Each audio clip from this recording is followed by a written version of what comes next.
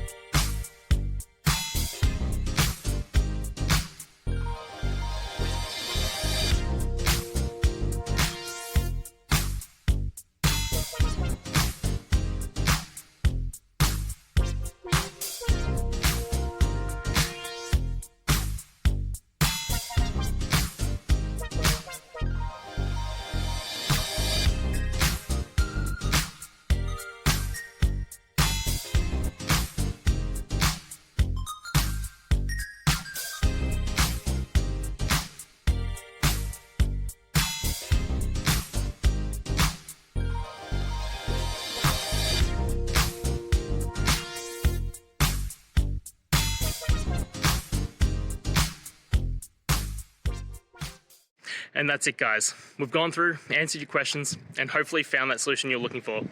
If we did, please hit subscribe. I'd really appreciate it. And until next time, I hope you have a good one.